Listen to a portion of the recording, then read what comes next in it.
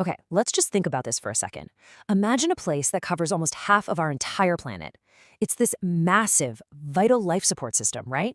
It generates the oxygen for basically every other breath you and I take, and it helps keep our climate in check. And until just now, this enormous frontier had almost no comprehensive rulebook. That has all just changed. We're talking about the high seas, and they have officially entered a brand new era.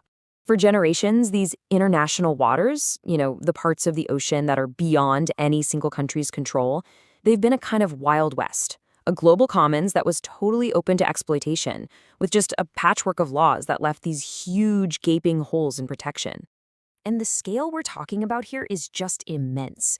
The high seas make up about 2/3 of the world's entire ocean. 2/3! That's a staggering amount of our planet that's been operating without any kind of unified system to protect it.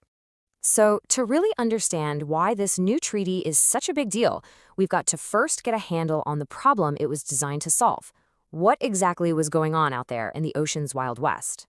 Well, the threats have just been piling up for years. You've got destructive fishing practices, including all the illegal and unregulated stuff, that have just decimated fish stocks. Shipping lanes bring constant noise and pollution, while plastic is literally choking marine life. And on top of all that, you have the immense stress from climate change, warming waters, ocean acidification, and then there are these new threats emerging, like the super controversial push for deep-sea mining. But after decades of debate and, honestly, a lot of deadlock, a solution has finally arrived. A truly historic international agreement that promises to bring some much-needed law and order to the high seas. And let me tell you, this was no overnight success.